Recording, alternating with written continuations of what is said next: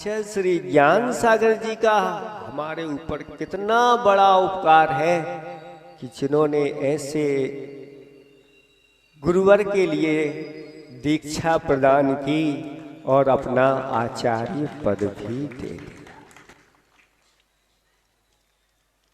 विद्यासागर जी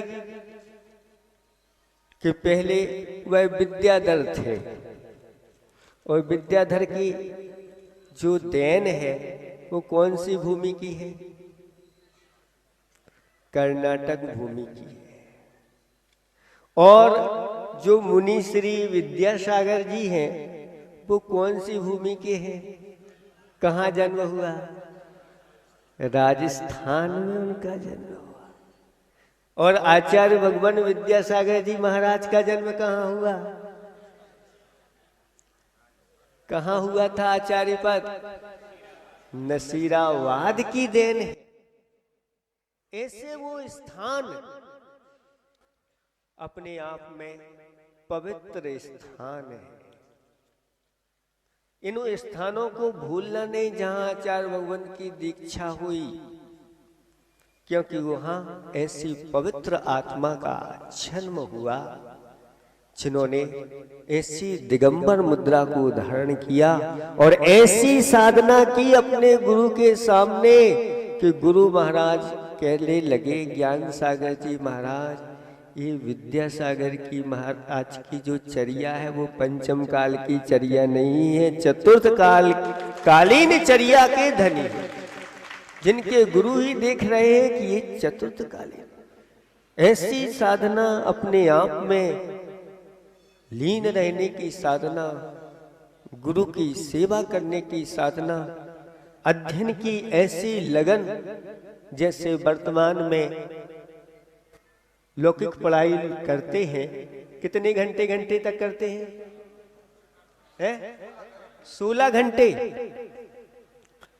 तो आचार्य भगवंत जब विद्याधर की अवस्था में थे और मुनि अवस्था में थे, तब उन्होंने 20-20 घंटे तक ऐसा अध्ययन। कब सोते थे? गुरु महाराज के सोने के बाद जो शिष्य सोता है और गुरु महाराज के पहले जो शिष्य उठ जाता है वही शिष्य गुरु बनने के योग्य। पर गुरु महाराज उनके लिए जो पढ़ाते थे उसको तैयार करते थे। और पढ़ाने वाले भी देखो, ज्ञान सागर जी महाराज वृद्ध हैं और कैसे पढ़ाते थे। जैसे अभी हम लोग एक सुबह क्लास लगा लेते हैं, एक शाम को क्लास लगाते हैं, ऐसी क्लासें उनकी नहीं चलती थी। जैसे स्कूल में पीरियड चलते थे ऐसे पीरियड चलाते थे। ये एक क्लास बंद होने के बाद दूसरी क्लास चालू होती थी, न्याय की, अध्यात्म की, व्याकरण की, और ऐसे 7-7 घंटे तक उन्होंने अध्ययन कराया ज्ञान सागर जी महाराज ने। और हमारे गुरुदेव उसको आत्मसात करते चले गए।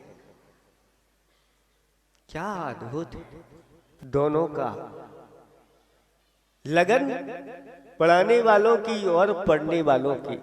अगर पढ़ने वालों की लगन नहीं हो तो पढ़ाने वाला क्या करेगा? और तैयार करते थे 1-1 बजे तक। वह जागृत रह करके सो गए 1-2 घंटे के लिए और फिर कर लिया, क्योंकि उनके अंदर ऐसी गुरुदेव के अंदर पिपासा थी कि अब गुरुदेव का जितना समय जल्दी से जल्दी मिल जाए।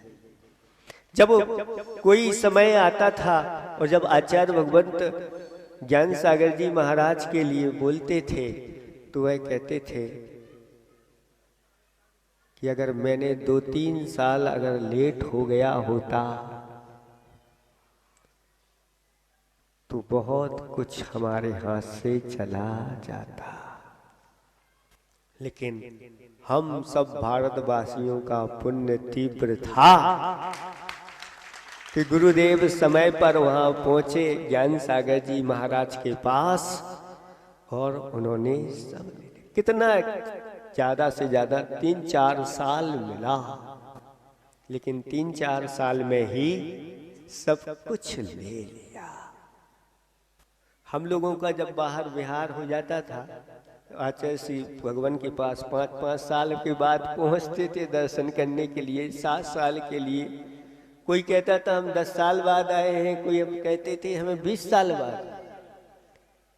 तो आचार्य भगवंत ऐसा उत्तर देते थे कि आप लोगों को तो 5 साल 7 साल में मिल रहे हैं, हमें तो इतने साल हो गए अभी तक, अब कहाँ करेंगे हम उनके दर्शन। लेकिन वो कहते थे कि गुरुदेव हमारे साथ हमेशा रहते हैं,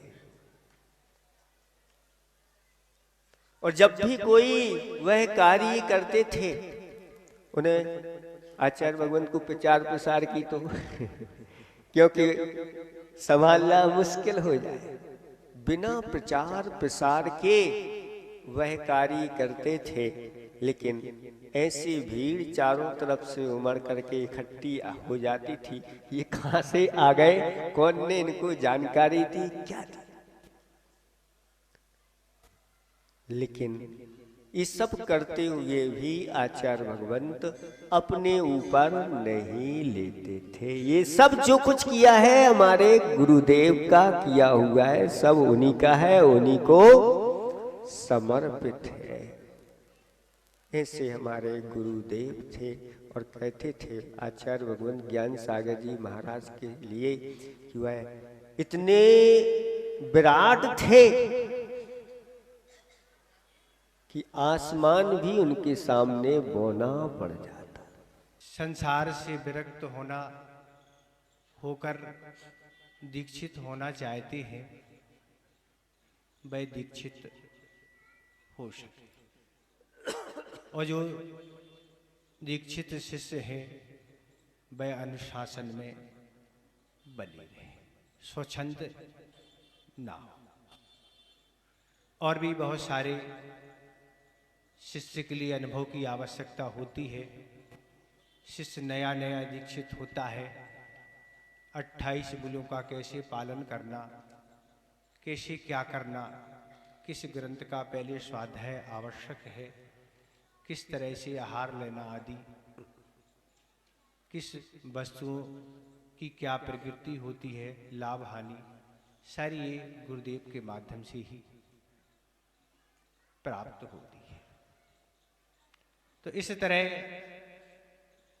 गुरु के लिए शिष्य समर्पित होकर दीक्षित होता है, तो आचार्य महाराज उसको व्यवस्थित करते हैं। इसी तरह पूज्य आचार्य ज्ञान सागर महाराज ने भी काफी प्रयास किए कि आचार्य किसको बनाया जाए। किसी ने कहा था कि पूज्य ज्ञान सागर महाराज का आधा जीवन तो गुरु की खोज में निकल गया, क्योंकि आचार्य ज्ञान सागर महाराज जब ब्रह्मचारी अवस्था में थे तब अनेक संघों में स्वाध्याय कराने के लिए जाते थे, और इस माध्यम से उन्होंने अनेक संघ की चर्याएं देखी थी कि आगम के अनुकूल चर्या किस संघ में है। इसलिए उनका आधा जीवन तो इसमें निकल गया कि हम किसको गुरु बना के आखिर हम किससे मुनि दीक्षा अंगीकार करें, और आधा जीवन निकल गया उनका आखिर हम अपना गुरु किसको बनाए।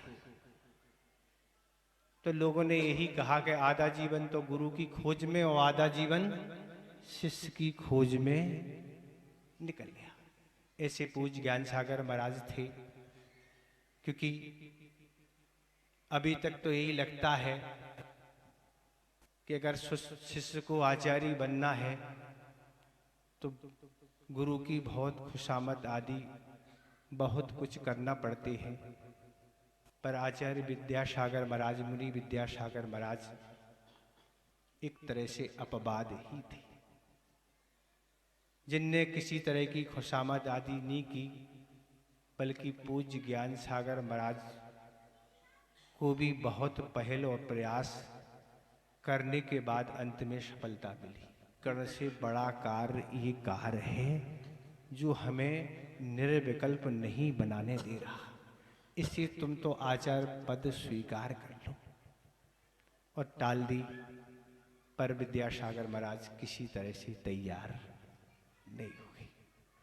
ऐसे अनेकों प्रयास ज्ञान सागर महाराज को करने पड़े, और अंतिम प्रयास ही में ही वह सफल हो सके।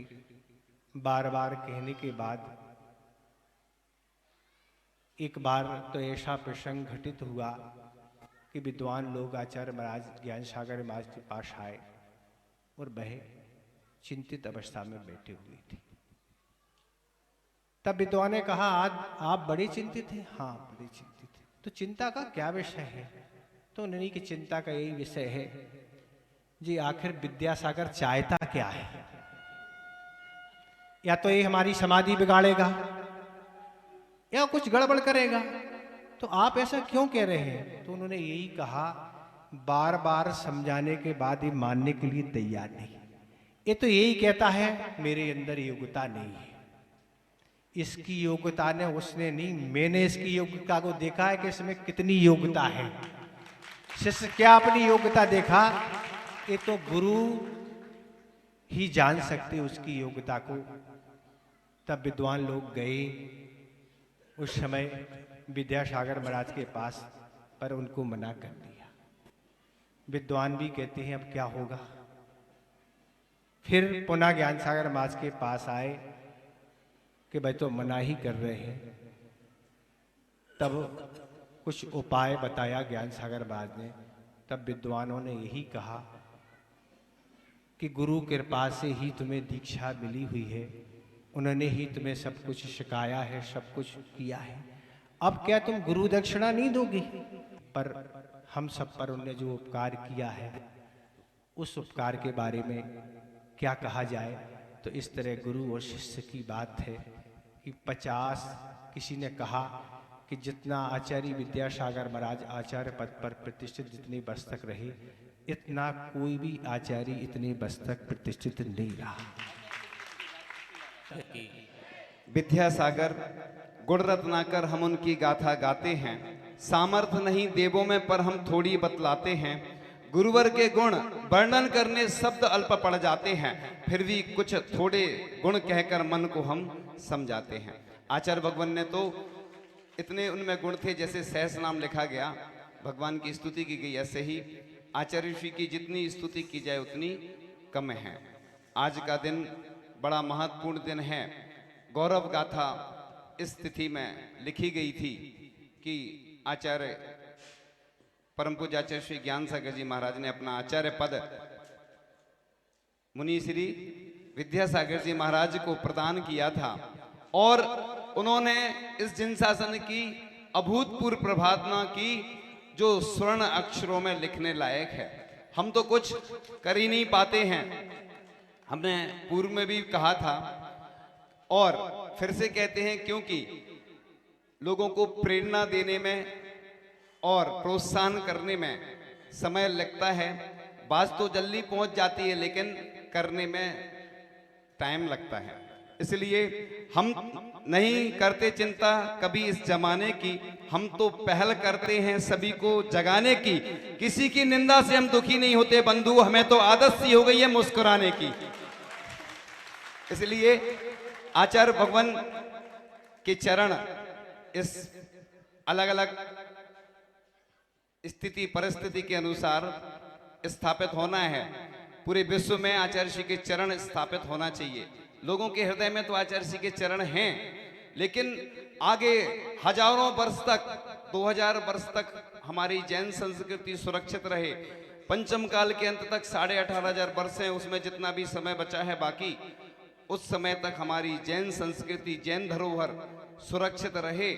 इसलिए स्वर्ण के भी चरण कमल स्थापित होंगे, रजत के भी स्थापित होंगे, अष्टधातु के भी होंगे और पाषाण के भी होंगे। योजना चल रही है। अब अति शीघ्र आपके सामने चरण कैसे बनेंगे, पूरी आपकी भूमिका तैयार है। जो लोग भी विदेश में हैं, जो हमारी बात जहां तक सुन रहे हैं, और आप लोग पहुंचा देना, पहुंच जाती है बात देश विदेश में, जहां भी बात पहुंचती है सब लोग अपनी अपनी भावना प्रेषित करके अपने मंदिर में, अपनी गौशाला में, अपनी संस्था में आचार्य श्री के चरण स्थापित जरूर करें। इसी प्रकार से आचार्य श्री के नाम से पूरे देश में ऐसे 108 तो कम से कम होना चाहिए, और ज्यादा हो तो स्कूल होना चाहिए। ऐसी गौशालाएं तो हैं ही, आचार्य जी के प्रेरणा से हैं, कुछ नाम से भी हैं, और इस प्रकार के अस्पताल भी बनना चाहिए, भले ही छोटी रूप में स्थापित हों, क्योंकि जो गरीब हैं, आचार्य श्री ने तो पूर्ण आयु भाग्योदय के माध्यम से करोड़ों लाखों लोगों की वैयावृत्ति की है और चिकित्सा के लिए प्रेरणा आशीर्वाद दिया। प्रतिभा स्थली के माध्यम से बालिकाओं की सुरक्षा के लिए आचार्य श्री ने 5 प्रतिभा स्थली के लिए आशीर्वाद, प्रेरणा, मार्गदर्शन प्रदान किया ही है हथकरघा के माध्यम से। वो सब आपको मालूम है, क्योंकि आचार्य श्री के बारे में जितना भी बोलो उतना कम रहता है, इसलिए आचार्य श्री के बारे में तो हम बताते रहते हैं। इसी प्रकार से हर मंदिर में कम से कम आचार्य श्री के चित्र युक्त एक ऐसा ताम्र पत्र, पीतल वाला या रजत वाला या ताड़पत्र पे ग्रंथ भी होना चाहिए हर मंदिर में। और दिल्ली से तो शुरुआत हो चुकी है, दिल्ली में विराजमान होने जा रहे हैं, स्वर्ण ग्रंथ भी विराजमान हो गए। आचार्य श्री की जो कीर्ति है, यश कीर्ति स्वर्ण अक्षरों में लिखी जाएगी, ऐसी हमारी तो भावना है ही। पूरे देश और दुनिया में यह भावना जब पहुंचेगी वो जरूर होगा। पहले तो एक स्वर्ण ग्रंथ बन चुका है, आचार्य श्री के स्वर्ण महोत्सव आया था आचार्य श्री की मुनि दीक्षा के, जब फिर आचार्य पदारोहण के भी उनका स्वर्ण हो चुका है, स्वर्ण महोत्सव। इस प्रकार से जब तक गुरुवर नहीं मिले थे, खाली था मन का मंदिर, अब तो मन में बही वसे हैं, कुछ चिंता न रही फिकर, है अनगिन उपकार गुरु के, हमें दिखाई मोक्ष डगर, ना जाने अपना क्या होता जो ना मिलते गुरु अगर। तो हमारे ऐसे महान आचार्य भगवान जो हमारे बीच में नहीं हैं, उनके बारे में जितना कहा जाए, उन्होंने लगभग 1 लाख किलोमीटर की पद यात्रा की और 250 विदेशी लोगों ने मूक माटी पड़कर मांसाहार का त्याग किया। और आचार्य श्री की विरासत को पूज्य आचार्य श्री समय सागर जी महाराज संभाल रहे हैं, और आचार्य श्री की भावना के अनुरूप उन्होंने अपना आचार्य पद पहले से ही सोच के रखा होगा कि किसको देना है, उसके बारे में आपको जानकारी पहले प्राप्त हो चुकी है कि उन्होंने कुछ प्रायश्चित ग्रंथ आदि पहले से प्रदान करने की भावना की थी। लेकिन हमारे सरल स्वभावी पूज्य आचार्य श्री समय सागर जी महाराज, जो कि बिल्कुल सहज थे, सहज हैं, उनको कोई पद की लालसा नहीं थी। अभी समय कम है, आगे अगले पार्ट में बताएंगे, पहले हम बता चुके हैं बहुत सारी बातें। इस प्रकार से आचार्य श्री के चरणों में यही भावना है कि आप जहां भी हैं, जैसे भी हैं, आपने अपने संयम के माध्यम से और इस आचार्य पद के माध्यम से अपने आप को बहुत ऊंचाइयों पर पहुंचाया है।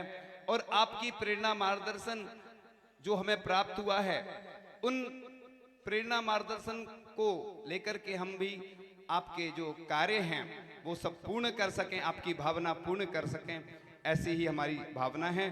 तो इस प्रकार से गुरुदेव का नित्य गुणगान करता हूँ, संत के रूप में नहीं पहचान करता हूँ, चलते फिरते तीर्थ महान थे बंधुओं, तीर्थंकर समझकर सदा उनका ध्यान करता हूँ। तो इस प्रकार से आचार्य भगवान के लिए आज यही भावांजलि अर्पित है।